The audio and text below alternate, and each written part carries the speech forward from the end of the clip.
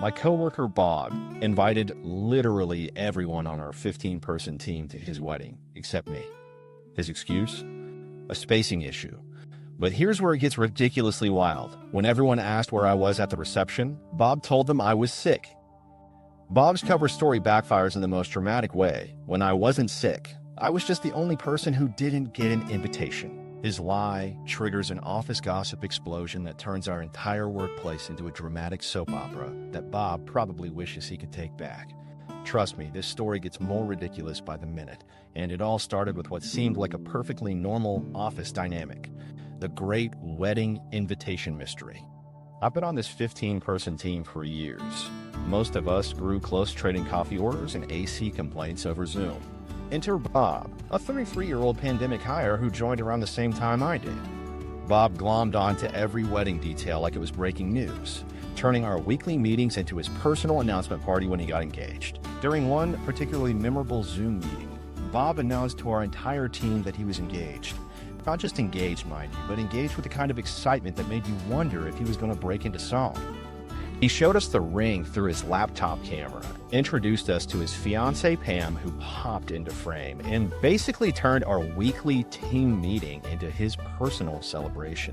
We all congratulated him because that's what you do when your coworker gets engaged, even though half of us were probably thinking about our grocery lists. Fast forward to January, and Bob drops another bomb during a team meeting. His wedding would be happening in September, at this gorgeous winery with vineyard views and those famous apple cider donuts. Bob had become one of those grooms who thinks everyone is as invested in his wedding details as he is. Wedding planning had transformed him from regular office Bob into wedding Bob, a temporary celebrity who assumed we all wanted to hear about flower arrangements and catering menus. Around 5 months before the big day, the invitations started making their rounds through the office. You could tell when someone got theirs because they'd do that little happy dance at their desk and immediately start talking about what they were going to wear. The office FOMO was real. People were comparing invitation designs, discussing +1 situations, and planning carpools to the winery. It was like watching a very polite version of Survival of the Fittest, except instead of competing for resources, everyone was competing to seem the most excited about Bob's upcoming nuptials. Meanwhile, I checked the mailbox daily, convinced I'd done something wrong. You know that particular brand of anxiety that comes from waiting for something that should have arrived by now? That was me, rifling through bills and junk mail, looking for that fancy wedding invitation that everyone else seemed to have received. Days turned into weeks, and my mailbox remained disappointingly Bob wedding free. The unspoken rules of office wedding invitations are more complex than international diplomacy. If you invite one person from a department, you're supposed to invite everyone, right? That's basic workplace etiquette. You don't create obvious social hierarchies by excluding just one person from a team gathering. It's like bringing cupcakes for everyone except that one coworker you don't particularly like. It's technically legal, but socially catastrophic. Bob had reached peak wedding celebrity status by this point. He was that coworker who somehow made every conversation circle back to his upcoming big day. Discussing quarterly reports, Bob would mention how busy he was with wedding planning. Talking about weekend plans, Bob would update everyone on cake tastings and venue walkthroughs. He was living his best pre-wedding life while I was over here developing a complex about my mail delivery situation. The paranoia started setting in around week 3 of no invitation. Maybe Bob forgot about me. Maybe there was some administrative error. But then I'd overhear another coworker talking about their invitation, and the paranoia would come flooding back. 15 people on the team, 14 invitations accounted for, and one very confused me wondering what I did wrong. Having difficult conversations with coworkers is already awkward enough without adding wedding politics to the mix. You're supposed to maintain professional relationships while also navigating personal feelings. And the whole thing becomes this weird dance of trying to seem casual while addressing something that's actually bothering you quite a bit. I rehearsed this conversation in my head multiple times, trying to find the right balance between curious and concerned without seeming desperate or pushy. The moment of truth came when I finally worked up the courage to approach Bob directly. I waited until we were both in the break room, figuring a casual setting might make the conversation less intense. My heart was doing that thing where it beats a little too fast for a conversation that should be simple and straightforward. I mean, how hard could it be to ask if an invitation got lost in the mail? I walked over to Bob, who was making his usual afternoon coffee, and tried to sound as nonchalant as possible. The question came out more awkward than I intended, something along the lines of asking if my wedding invitation had been sent out yet. The silence that followed felt like it lasted approximately 17 years, even though it was probably only a few seconds. Bob's expression shifted in a way that immediately told me this wasn't going to be the simple mix-up I was hoping for.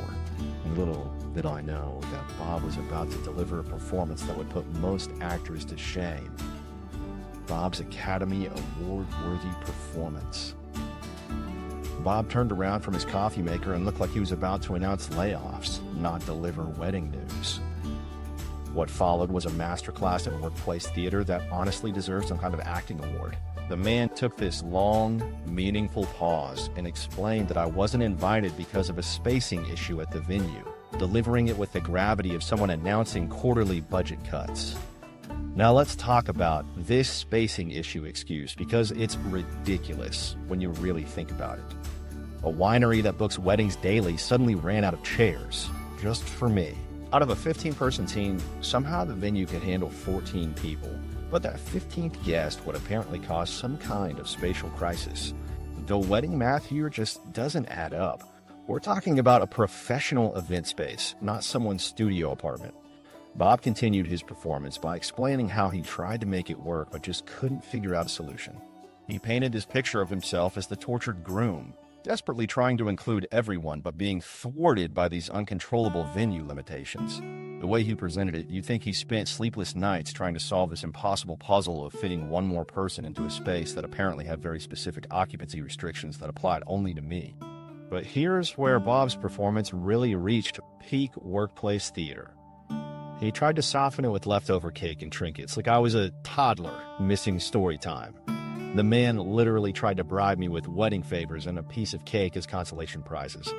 This wasn't just adding insult to injury, this was adding insult to injury with a side of condescension.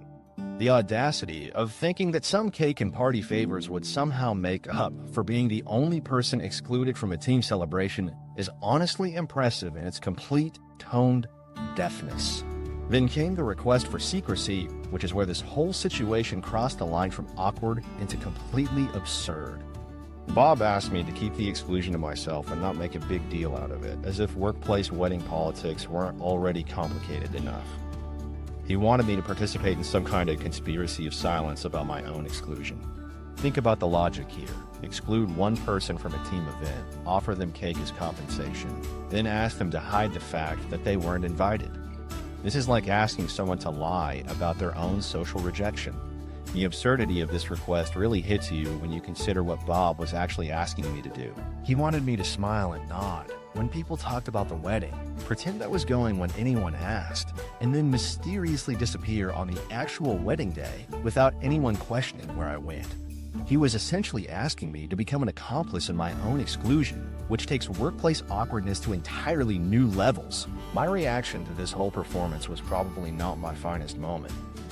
I stood there completely stunned, trying to process what had just happened while Bob waited for my response. The man had just delivered this elaborate explanation for why I couldn't attend his wedding, offered me pita cake and asked me to keep it secret, and I'm standing there like someone who just got hit with a particularly confusing math problem.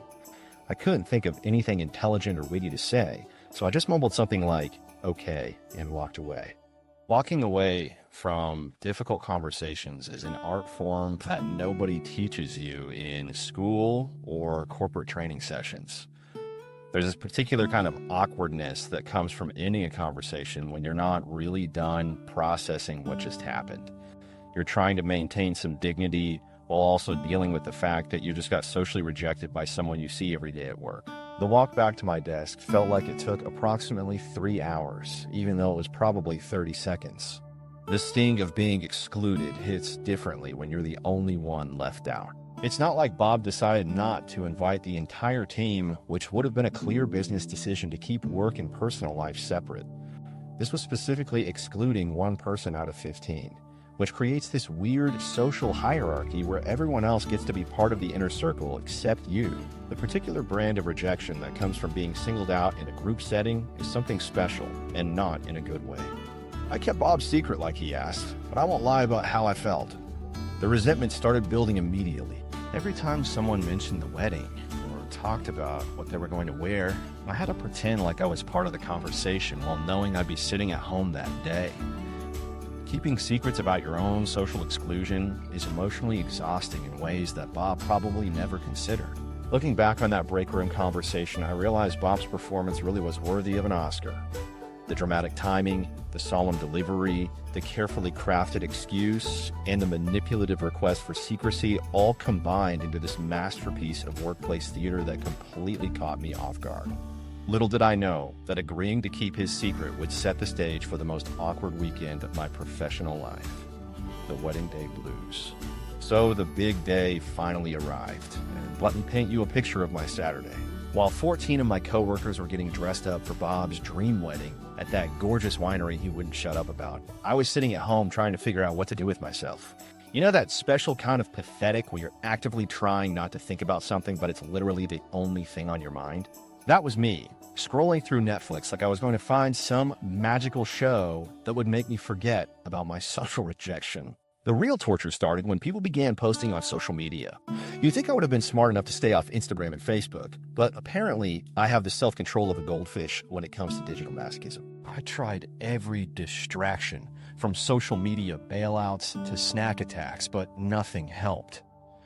There's something particularly brutal about watching your coworkers having the time of their lives in real time while you're sitting in your pajamas eating cereal for lunch. The posts started rolling in around noon with people getting ready, showing off their outfits, and taking those pre-wedding group photos that make everyone look like they're about to attend the social event of the century. The social media updates kept coming throughout the afternoon, and they were like little daggers to my already bruised ego. Someone posted a photo of the winery's entrance with those beautiful stone archways Bob had described in excruciating detail during our team meetings. Another person shared a picture of their table with the fancy place settings and floral arrangements that probably cost more than my monthly rent. Each post was a reminder that I was missing out on what looked like the wedding of the year, complete with perfect weather and that rustic charm Bob had been bragging about for months. My imagination started running completely wild as the evening wore on. I found myself picturing the ceremony, wondering if Bob looked nervous or confident when Pam walked down the aisle. I imagined the cocktail hour with everyone from my team mingling and laughing, probably talking about work gossip and weekend plans while sipping fancy drinks with little umbrellas or whatever sophisticated beverages you serve at winery weddings. The mental images were probably way more elaborate than the actual event, but that's what happens when you're excluded from something. Your brain fills in the blanks with the most amazing scenarios possible. The posts about the reception really got to me. Someone shared a video of the dance floor with half my team doing some coordinated group dance that they probably learned from YouTube 5 minutes earlier. Another person posted about the band, which apparently was incredible, and played all the classic wedding songs that get everyone on their feet. I could practically hear the music and laughter through my phone screen, which is a special kind of psychological torture that social media seems designed to deliver. But the food posts were what really pushed me over the edge. Picture after picture of this elaborate dinner spread with fancy plated courses and beautifully presented appetizers that looked like they belonged in a cooking magazine. Someone posted about the signature cocktails named after Bob and Pam, which honestly sounds cheesy, but also kind of cute in that wedding way that makes you happy for people even when you're bitter about being excluded. The worst part was seeing how much fun everyone was having with the food, making those exaggerated faces people make when they're eating something delicious and want everyone to know about it. Then came the posts about those famous apple cider donuts Bob had mentioned roughly 300 times during his wedding planning updates. Apparently they were fresh from some local bakery and people were losing their minds over how good they were. The photos showed these perfect golden donuts with that rustic homemade look that immediately makes your mouth water. Everyone got to take home a dozen of these legendary donuts. And based on the social media reaction, they were everything Bob had promised and more. I'm sitting there looking at these donut photos like there's some kind of forbidden treasure that I'll never get to experience. Sunday was somehow worse because people started posting their recovery photos and thank you messages to Bob and Pam. The gratitude posts were full of comments about what an amazing time everyone had, how beautiful the ceremony was and how they couldn't wait to see the professional photos. Reading through the comment threads felt like eavesdropping on conversations about a party I should have been part of but wasn't. The inside jokes and references to specific moments from the wedding created this shared experience that I was completely locked out of. By Sunday night, I was dreading Monday morning with the intensity usually reserved for root canals or tax audits. I knew the post-wedding office chatter was going to be unavoidable, and I'd have to sit through detailed recaps of every moment I missed while pretending to be interested and happy for everyone. The thought of Monday morning small talk about the wedding made my stomach turn, because I knew it would just reinforce how excluded I'd been from this major team bonding experience. But I had no idea Monday's gossip storm was just beginning. Monday morning, gossip explosion. Monday morning arrived with all the enthusiasm of a dentist appointment, and I knew I was about to face the post-wedding office chatter that I'd been dreading all weekend. You know how Monday mornings usually go in any office. People shuffle in with their coffee, complaining about how fast the weekend went by, and slowly ease into work mode. But post-wedding Mondays are a completely different beast. This was going to be 2 hours of detailed recaps, photo sharing, and endless commentary about every single moment I missed while I sat there pretending to be interested and definitely not bitter about my exclusion. The office energy was exactly what I expected. That buzzing excitement that happens when a group of people share an amazing experience and can't wait to dissect every detail. People were huddled around desks, showing off photos on their phones, comparing notes about the best moments, and doing that thing where they talk louder than necessary because they're still riding the high from the weekend celebration. The post-wedding debrief was in full swing, and I was preparing myself for a day of smiling and nodding while internally screaming. Then Sherry approached my desk with the kind of expression that immediately told me something was up. Sherry has always been one of those naturally curious people who notices when something doesn't add up, and she had that detective look in her eyes that meant she was about to ask questions I probably didn't want to answer. She's the kind of coworker who remembers everyone's birthdays, asks about your weekend plans on Friday, and genuinely cares when you seem off. Her concern was real, but her timing was about to turn my Monday from uncomfortable to explosive. Sherry started the conversation by saying how confused everyone was about where I was at the wedding. The way she said it made it clear that my absence had been a topic of discussion among the wedding guests, which honestly made me feel even worse about the whole situation. But then she revealed the real bombshell that completely changed everything. Apparently, Bob had told everyone that I was sick and couldn't make it to the wedding. The lie was so casual and matter-of-fact that it took me a few seconds to process what she was actually saying. The absurdity of Bob's cover story hit me like a truck.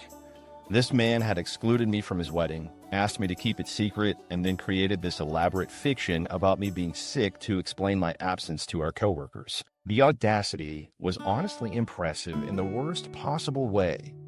Bob had turned me into a prop in his own story, using my fictional illness as a convenient excuse to avoid any awkward questions about why one person from our tight-knit team wasn't there celebrating with everyone else. My emotional state went from confused to furious in about 3 seconds flat. The realization that Bob had lied about me being sick was somehow worse than the original exclusion. At least the exclusion was just social rejection. But this lie was character assassination disguised as concern. Bob had made himself look like the caring coworker who was worried about my health while simultaneously covering up his own decision to exclude me.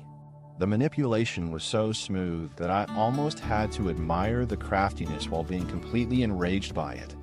I looked at Sherry and made a decision that would change the entire trajectory of this workplace drama. Instead of going along with Bob's fabricated story or making up some excuse about actually being sick, I told her the truth with a kind of blunt honesty that cuts through workplace politeness like a knife.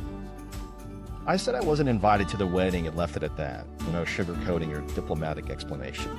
The words came out more directly than I intended, but the anger was fueling my honesty at this point. Sherry's reaction was worth documenting for posterity. Her face went through about 6 different expressions in the span of 2 seconds: confusion, shock, disbelief, and then this dawning realization that she had just uncovered some serious workplace tea. She asked me, to confirm what I just said, like she needed to make sure she heard correctly before her brain could fully process the implications. When I confirmed that yes, I was not invited to Bob's wedding, I watched her transform from confused coworker to someone who had just witnessed a social crime. The moment I told Sherry the truth, I could practically see the gears turning in her head as she realized the significance of what I just revealed. This wasn't just about one person missing a party. This was about exclusion, lies, and workplace social dynamics that had just been completely exposed. Sherry's shock was genuine, but I could also see that she was already thinking about who she was going to tell first, because this kind of information doesn't stay contained in office environments. Within hours, half the office knew I'd been the odd one out. 5 curious teammates approached me throughout the day, each with their own carefully casual way of asking if it was true that I wasn't invited to the wedding. Each time I confirmed the story, I could see the same progression of emotions that Sherry had experienced: surprise, disbelief, and then this realization that they were witnessing some serious workplace drama unfold in real time.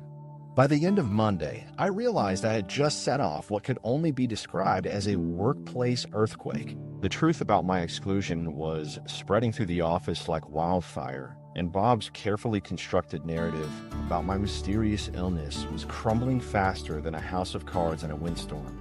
How do you think Bob felt when his neat little lie unraveled? I could practically feel the tension building as more people learned the real story. And I knew that Bob's return from his honeymoon was going to be a lot more dramatic than he probably anticipated. Bob's honeymoon hangover. Bob walked back into the office on his first day back, looking like he'd just returned from paradise, complete with that honeymoon glow and tan. The man was wearing one of those casual button-down shirts that screamed, "I just got back from somewhere beautiful and expensive."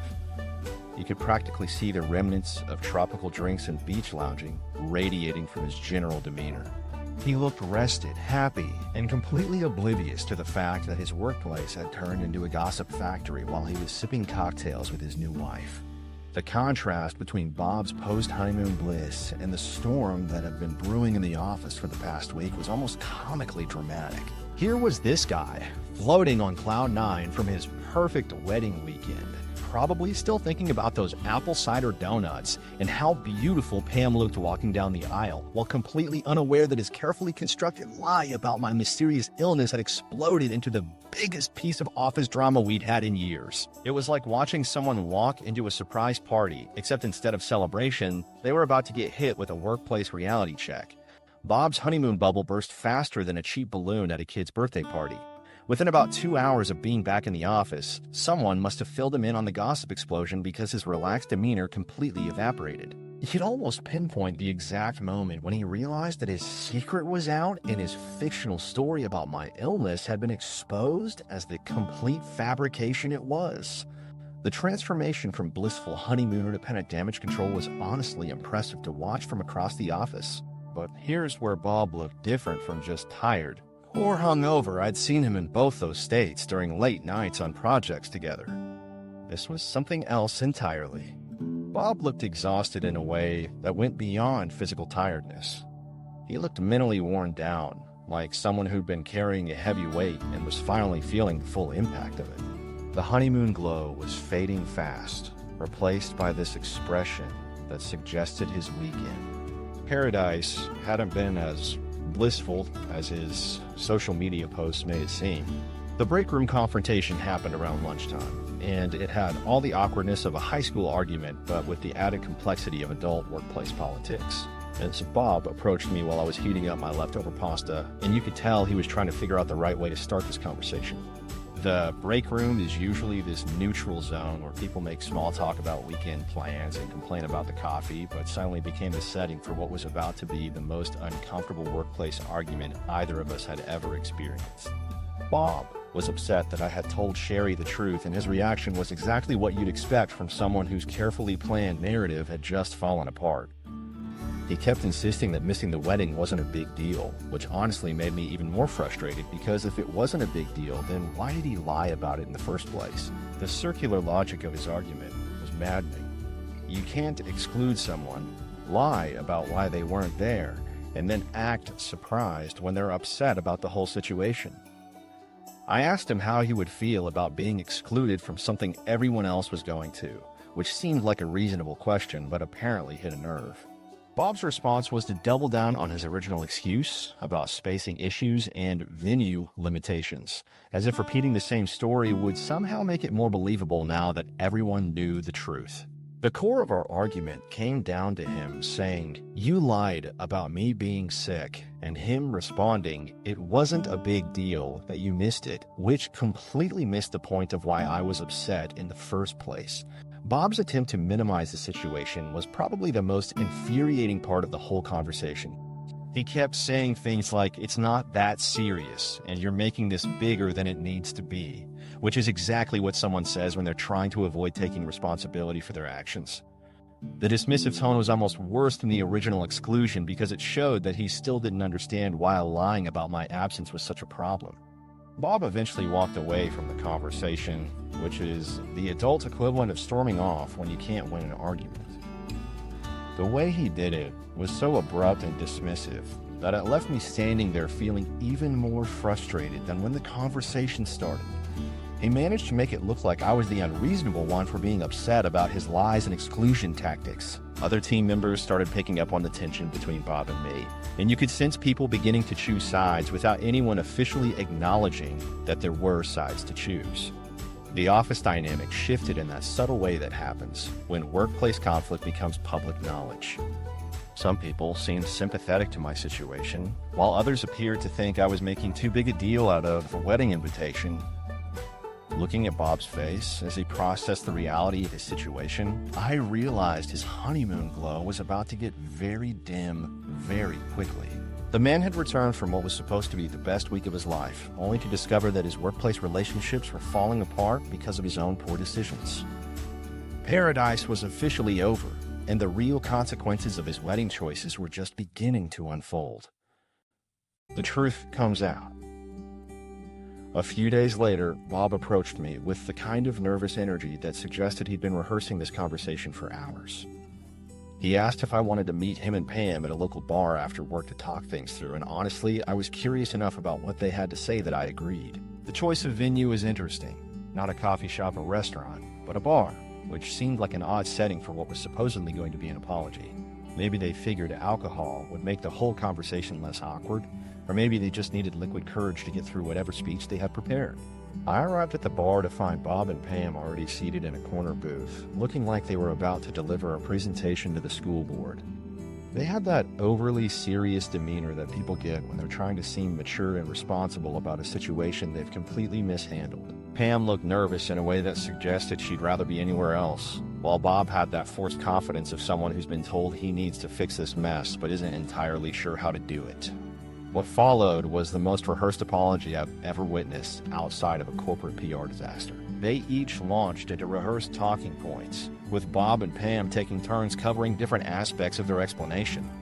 The coordination was so obvious that it felt like watching a carefully choreographed performance. They'd clearly spent time preparing for this conversation, which would have been touching if the whole situation weren't so ridiculous to begin with. The real reason for my exclusion finally came out, and it was somehow both more understandable and more insulting than Bob's original spacing issue excuse.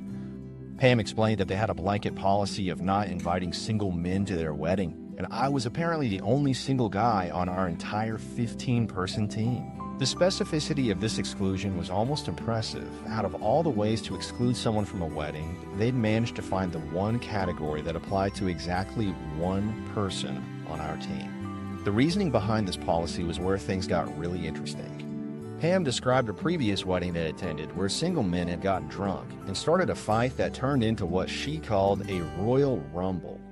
According to her, this brawl had completely ruined the entire event, with drunk guys throwing punches and causing chaos, while everyone else tried to stay out of the way. She painted this picture of absolute mayhem that sounded more like a bar fight than a wedding reception, complete with security getting involved and the bride crying in the bathroom. Pam's trauma from witnessing this wedding disaster had apparently led to her extreme solution of just excluding all single men from their guest list. She talked about how the whole experience had scarred her and made her determined to prevent anything similar from happening at her own wedding. The way she described it, You'd think single men were some kind of inherently dangerous species that couldn't be trusted around an open bar and a dance floor. Her fear was genuine, but the blanket policy felt like using a sledgehammer to kill a fly. Being lumped in with potential troublemakers based solely on my relationship status was honestly more offensive than the original exclusion. I'd worked with Bob for years without ever giving him any reason to think I was the type of person who would start fights at weddings.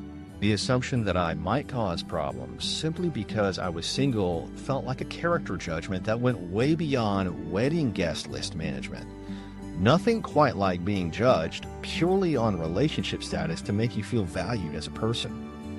Then Pam dropped another bomb that added a whole new layer to this situation. She mentioned that part of her concern was keeping me away from her sister Beth, who she described in terms that made it clear she thought Beth was trouble when it came to men. Pam used some colorful language to describe her sister's behavior around attractive single guys, and it became obvious that she was worried about potential romantic drama involving Beth and me.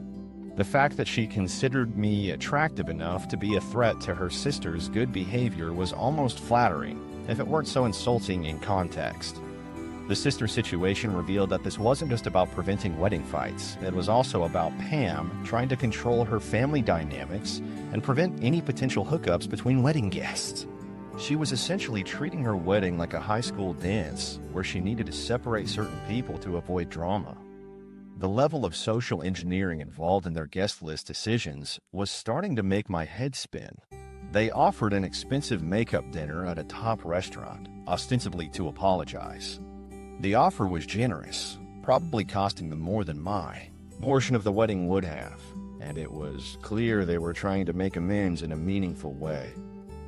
They seemed genuinely sorry about how everything had played out, especially Bob's lies about me being sick, and the dinner invitation felt like a real attempt to repair the damage they'd caused.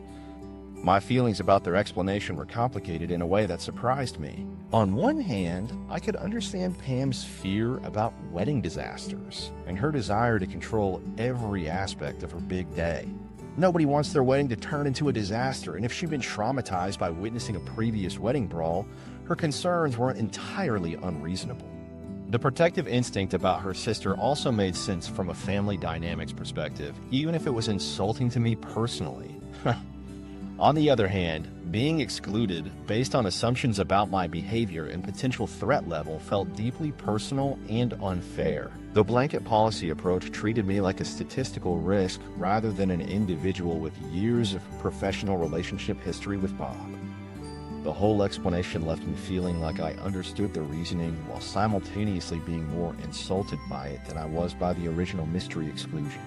At least when I didn't know why I wasn't invited, I could assume it was just random oversight rather than a deliberate judgment about my character and relationship status. I accepted their dinner offer that night, thinking maybe we could move past this whole mess with some good food and honest conversation. Reddit's reality check. That decision would prove to be more complicated than I expected when I made the mistake of posting about this whole situation on Reddit. You know how it goes with Reddit. You think you're just sharing a story to get it off your chest, and suddenly you've got hundreds of people analyzing every detail of your life like they're writing doctoral theses on workplace social dynamics. The responses started pouring in, and let me tell you, the collective wisdom of anonymous internet users had some very strong opinions about my situation. The comment section turned into this brutal reality check that I honestly wasn't prepared for. Redditors were merciless, calling me a doormat and telling me to grow a spine. The consensus seemed to be that I was letting Bob and Pam walk all over me, and that accepting their dinner invitation was basically rewarding them for treating me poorly. Reading through comment after comment telling me I was being too nice and not standing up for myself started to shift my perspective in ways I didn't expect. The more I read through the responses, the more I started to realize that being nice isn't always the right answer. Sometimes being nice is actually just being a pushover, and there's a difference between being mature and being a doormat that I apparently hadn't figured out yet. The Reddit crowd was essentially giving me permission to be angry about being treated unfairly, which sounds ridiculous, but was exactly what I needed to hear. They were pointing out that accepting the dinner was basically telling Bob and Pam that their behavior was acceptable as long as they offered sufficient compensation afterward. Reading through hundreds of comments from people telling me to grow a spine, was the wake-up call I didn't know I needed. The anonymous internet strangers were right. I was about to reward Bob and Pam for excluding me and lying about it just because they felt bad and offered to buy me a nice meal. The whole thing started to feel less like a genuine apology and more like they were trying to buy their way out of the consequences of their actions. So I decided to cancel the dinner, which felt like the most assertive thing I'd done in this entire situation. Calling Bob to tell him I wouldn't be joining them for the makeup meal was surprisingly nerve-wracking, probably because I'm not used to standing up for myself in situations like this. My newfound backbone was still pretty shaky, but the Reddit reality check had given me enough confidence to at least try setting some boundaries. Bob's reaction to the cancellation was actually pretty understanding, which almost made me feel worse about the whole thing. He seemed disappointed, but not angry, and he didn't try to argue or convince me to change my mind. His response was so reasonable that it made me question whether I was being too harsh. But then I remembered all those Reddit comments about not being a doormat and stuck to my decision. Pam's reaction was completely different from Bob's measured disappointment. She called me directly, and you could tell she was genuinely upset about my decision to decline their dinner invitation. Her voice had that particular quality that comes from someone who's used to getting their way and suddenly finding themselves in a situation they can't control. The desperation in her tone was almost uncomfortable to listen to, like she was pleading with me to reconsider and give them a chance to make things right. During that phone call, Pam kept insisting that she didn't mean to imply I was a creep or a potential troublemaker, but then she'd circle back to defending their exclusion policy in the same breath. The contradiction was obvious. You can't say someone isn't a threat while simultaneously excluding them because they might be a threat. Her attempts to have it both ways were getting more frustrated as the conversation went on, and you could tell she was realizing that her explanations weren't making the situation better. My rejection of her pleading felt surprisingly empowering, probably because I'd spent so much of the situation being passive and accommodating. I told her firmly that I wasn't interested in the dinner and that I didn't appreciate being labeled as a potential sexual predator based solely on my relationship status. The words came out more confidently than I expected, and I realized this was what having boundaries actually felt like. Then I delivered what I thought was a pretty good zinger about those famous apple cider donuts everyone had raved about. I told Pam she could at least send me a dozen fresh apple cider donuts if they really wanted to make it up to me, since that seemed to be what everyone talked about most from the wedding. The comment was petty and I knew it, but it felt good to end the conversation on my terms instead of just accepting whatever they offered. Hanging up the phone after standing up to Pam gave me this weird mix of satisfaction and anxiety. I felt proud of myself for finally setting boundaries and not just accepting their apology because it was easier than staying upset. But I also had this nagging worry about the fallout because her desperation during that phone call suggested this whole situation was about to get even more complicated. Bob's drunken confessions. A few days later, Bob showed up in the break room looking like he'd been hit by a truck. He approached me with the kind of defeated energy that screams, "My life is falling apart and I need someone to talk to," which was honestly the last thing I expected from someone who should have been enjoying newlywed bliss. The irony of Bob coming to me for emotional support wasn't lost on either of us. Here was the guy who had excluded me from his wedding, lied about why I wasn't there, and then tried to buy my forgiveness with an expensive dinner, now standing in front of me looking like he needed a friend more than anything else in the world. Bob's plea for friendship hit me right in the soft spot I apparently have for sob stories, despite my recent attempts to grow a backbone. He looked at me with this vulnerable expression and said, "Look, man, I could really use a friend right now, and I've always considered you a friend." The adult male emotional vulnerability was almost too much to handle, especially coming from someone who usually kept his personal life pretty compartmentalized at work. There's something about seeing a grown man admit he needs help that bypasses all your rational anger and goes straight to your sympathetic instincts. My inability to resist a good sob story was about to override all the boundary-setting advice I'd gotten from Reddit strangers. Despite everything that had happened, despite the exclusion and the lies and the assumptions about my character, I found myself feeling genuinely sorry for Bob. The man looked broken in a way that had nothing to do with our workplace drama and everything to do with whatever was happening in his personal life. Sometimes your compassionate side wins out over your justified anger even when you know you're probably being too soft. What came next was the most honest conversation Bob and I had ever had, fueled entirely by whatever he'd been drinking before he showed up to work. The alcohol had clearly loosened his usual workplace boundaries, and suddenly I was getting details about his marriage that I definitely didn't need to know, but couldn't stop listening to. Bob's filter had completely disappeared, and he was sharing information about his relationship with Pam that fell firmly into the category of things you shouldn't discuss with coworkers, even when you're desperate and drunk. Bob revealed that he and Pam had been arguing about the wedding guest list for months before the actual event. The fights weren't just about excluding single men, but about Pam's whole approach to controlling every aspect of their social circle and wedding planning process. According to Bob's alcohol-fueled confession, Pam had been adamant about her policy of not inviting single guys, and they'd had countless heated discussions about whether this was reasonable or completely ridiculous. The months of tension had apparently taken a serious toll on their relationship even before they set their vows. The reality of Pam's dream wedding versus what actually happened was where Bob's story got really interesting.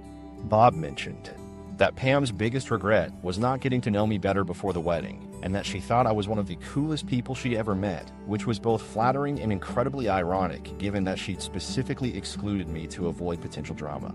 Then Bob dropped the detail that Pam had actually suggested hiring a security guard at other weddings they'd attended to monitor single male guests, which painted a picture of just how far her control freak tendencies went. The aftermath of their carefully controlled wedding had its own complications that Bob found darkly amusing. According to his drunken recounting, some of the women at the reception had actually complained about the lack of attractive single men to dance with, which meant Pam's exclusion policy had created exactly the opposite problem she was trying to avoid. The drunk women at the wedding were apparently asking where all the hot single guys were, not realizing that the bride had specifically excluded them all from the guest list. Bob's biggest revelation was about the brewing disaster waiting for him at home. The fallout from excluding people hadn't ended with the wedding, and both he and Pam were dealing with angry friends and family members who felt insulted by the blanket policy against single men. The social consequences were spreading beyond just our workplace drama, and Bob was starting to realize that Pam's attempt to control their wedding had created a much bigger mess than any potential problems they were trying to prevent. The most shocking part of Bob's confession was his admission that he was having serious doubts about his marriage. The man had been married for less than a month and was already questioning whether he'd made the right decision. Bob said he felt it would be shallow to divorce Pam over the wedding situation, but that his life had been ruined by her choices and he was harboring significant resentment instead of feeling joy about their new marriage. The honeymoon phase had apparently lasted about as long as the actual honeymoon. Looking at Bob's defeated expression as he shared all this information, I realized his perfect wedding had actually been the beginning of his nightmare, rather than the happily ever after he'd planned. The man had returned from his honeymoon to discover that his marriage was already in trouble, his friendships were damaged, and his workplace relationships were strained. What I didn't know yet was just how much worse things were about to get for the happy couple. The friendship fallout fiasco. The social destruction that followed Bob and Pam's wedding was like watching a controlled demolition, except nobody was in control, and the demolition kept spreading to buildings that weren't supposed to be involved. What started as their attempt to prevent wedding drama had mushroomed into this epic disaster that was taking down friendships, family relationships, and basically everyone who had ever known them. The ripple effects were spreading faster than gossip in a small town, and Bob was getting a front row seat to watch his entire social network crumble in real time. The fallout hit every corner of their social circle with devastating efficiency. Pam's friends were calling to express their absolute outrage at being labeled as potential threats simply because they were single men, with one longtime friend delivering the most brutal response by asking, "If you think that I'm a rapist, then why are we even friends?" Bob's family was divided between public support and private criticism, creating tense gatherings where everyone walked on eggshells. Meanwhile, his fishing trip crew turned their exclusion into the perfect revenge. They organized their own weekend getaway and donated $500 to a women's shelter, basically saying, "You think we're dangerous to women? Here's us actually helping women in dangerous situations." The fishing trip crew's charitable donation was such a perfect response to being excluded for supposedly being threats to women that you almost have to admire the cleverness.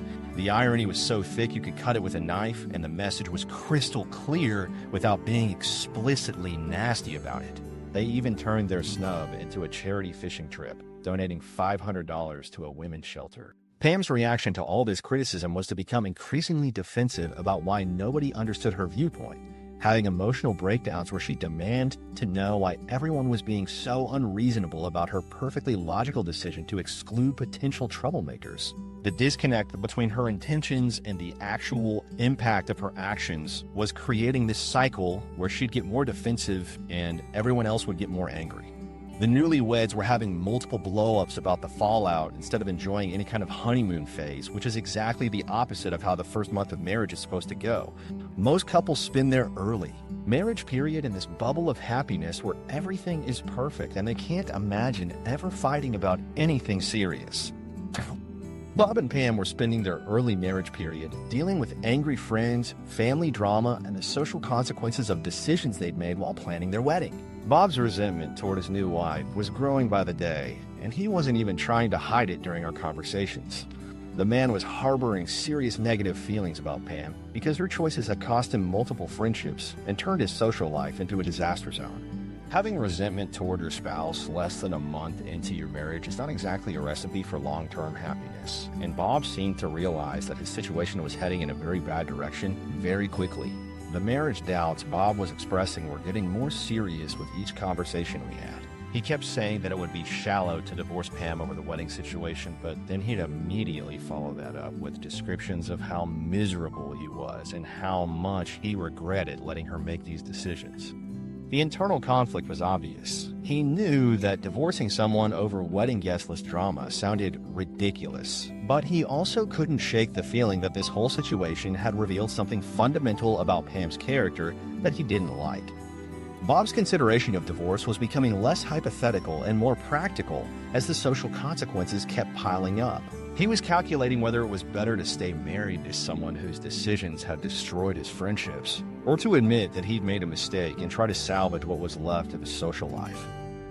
The fact that he was having these thoughts less than a month after his wedding was honestly shocking to witness. Watching Bob's marriage implode in real time was like being given a front row seat to a slow-motion car crash that kept getting worse. Every conversation revealed new problems, new angry friends, and new reasons why his perfect wedding had actually been the beginning of a social disaster that was still spreading. The man had gone from excited groom to marriage-doubting social pariah in less than a month, and the speed of the transformation was honestly incredible to witness from the outside. But just when I thought I'd seen the full extent of how badly Bob and Pam's wedding decisions could backfire, the universe apparently wasn't done delivering consequences. How could their situation possibly get any worse than losing friends, alienating family, and questioning their marriage before the honeymoon glow even wore off? Enter Beth and the apple cider donuts.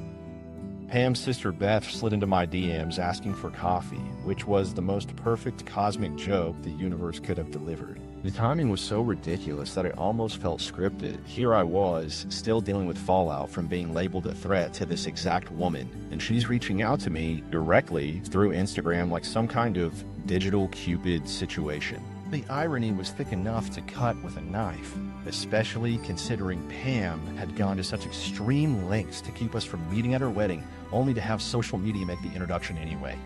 Our coffee date went surprisingly well, catching me completely off guard because I wasn't expecting much beyond maybe an hour of awkward small talk. Beth turned out to be genuinely interesting and easy to talk to, with a kind of personality that makes you forget you're on a first date because the conversation flows so naturally.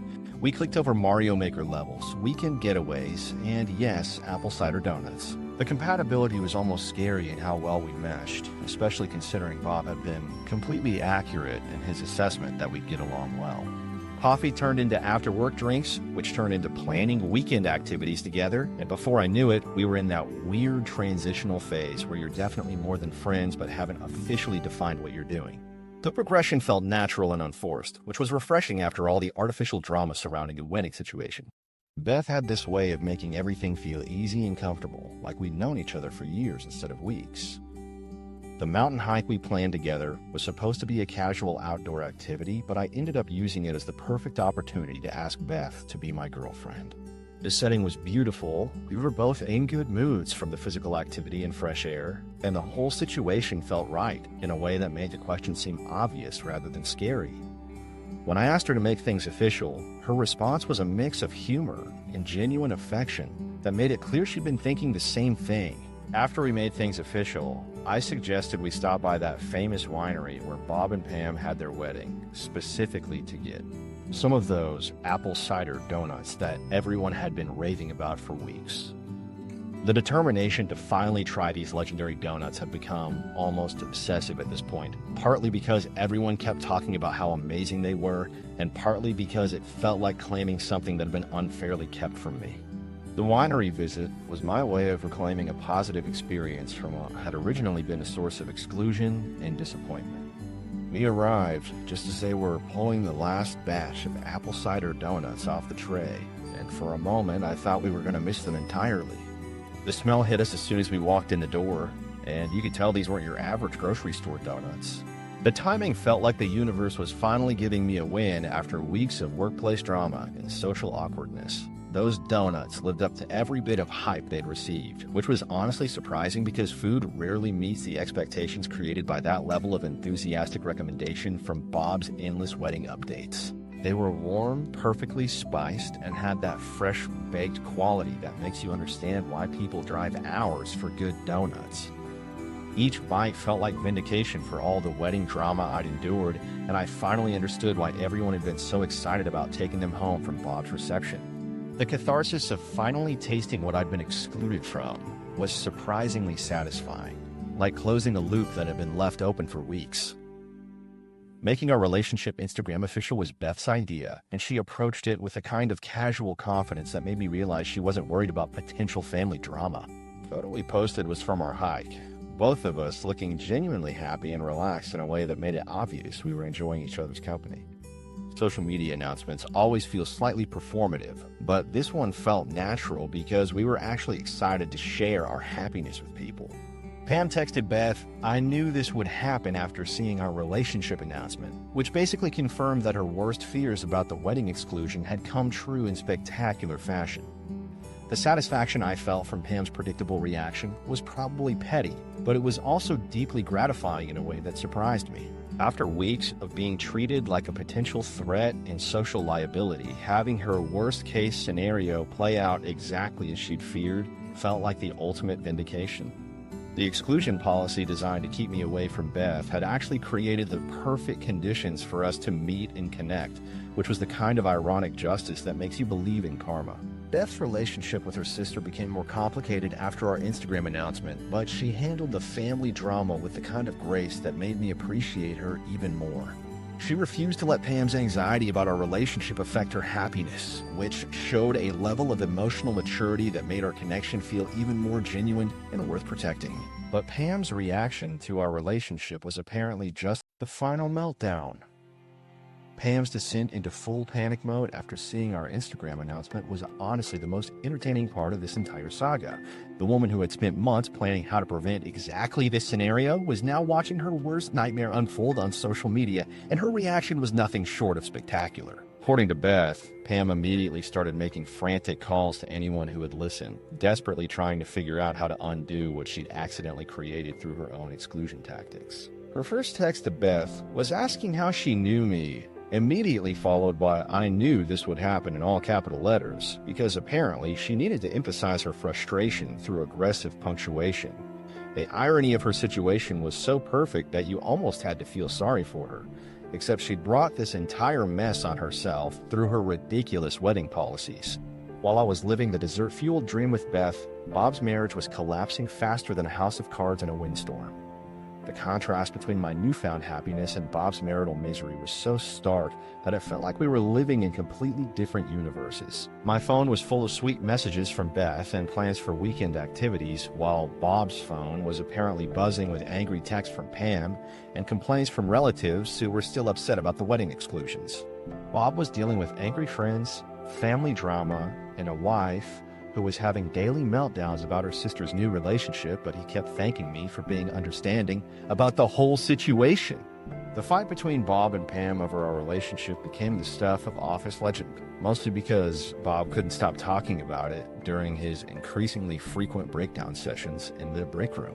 According to Bob, Pam was furious that her exclusion strategy had actually facilitated the exact outcome she was trying to prevent, and she was demanding that Bob somehow fix the situation by convincing me to stop dating her sister. The absurdity of expecting Bob to control my dating life after everything that had happened showed just how disconnected from reality Pam had become in her desperation to maintain control. Bob's defiant attitude during these fights was honestly the most backbone I'd ever seen him display throughout this entire situation. He told Pam that he was actually happy Beth and I had found each other, and that maybe if she hadn't been so paranoid about single-minute weddings, none of this drama would have happened in the first place. When I offered to buy Bob drinks to thank him for inadvertently introducing me to Beth, his gracious refusal was probably the most mature moment in our entire friendship. Bob said he appreciated the gesture, but didn't feel right accepting anything from me given how poorly the whole wedding situation had been handled. His response showed that despite all his marital problems and workplace drama, he still had enough integrity to recognize that he owed me an apology rather than expecting gratitude for accidentally doing something good. The gesture meant more to me than any expensive dinner or makeup gift could have. Pam's continued schemes to break us up provided ongoing entertainment that honestly made going to work more interesting than it had been in years. Bob would come in every morning with new stories about Pam's latest attempts to sabotage our relationship or convince Beth that I was somehow dangerous, despite all evidence to the contrary. She was trying to set her sister up with other people and attempting to convince their parents that I was somehow unsuitable. The creative lengths she was willing to go to in order to avoid admitting she'd been wrong about the wedding exclusions showed a level of stubbornness honestly remarkable to witness from a safe distance. As I watched the chaos Pam had created swirl around everyone except me and Beth, I started to understand what people mean when they talk about living well being the best revenge. While Pam was having daily meltdowns and Bob was questioning his life choices, I was genuinely happy for the first time in months. The relationship that Pam had tried so hard to prevent was turning out to be exactly what I needed, and the irony wasn't lost on anyone involved in this situation. My realization that sometimes the best response to unfair treatment is simply to focus on your own happiness felt like the most mature conclusion I could draw from this entire experience. Instead of staying angry about being excluded or trying to get back at Bob and Pam for their poor decisions, I'd ended up with something better than anything their wedding could have offered. Getting the girl that Pam was so worried about protecting from me turned out to be the perfect ending to this whole ridiculous saga. While Pam's meltdown provided prime office entertainment, I realized living well really is the best revenge. The whole situation had spiraled so far beyond what anyone could have predicted, and somehow I'd come out ahead while everyone else was dealing with the consequences of decisions that were supposed to prevent exactly what ended up happening. Bob's quest to avoid drama created the mother of all soap operas, and I walked away with the one thing they tried to keep from me, a real connection. His plan to prevent wedding chaos by excluding single men ended up destroying friendships, ruining family relationships, and turning his workplace into a soap opera. The man tried to control every possible outcome and somehow managed to create the worst possible scenario instead. The irony is that Bob and Pam's exclusion policy backfired so spectacularly that I ended up getting everything they tried to keep me from having: their sister, those famous donuts, and the satisfaction of watching their perfect plan fall apart. If you've got your own horror stories about being excluded from parties or events, drop them in the comments below. Sometimes the best revenge really is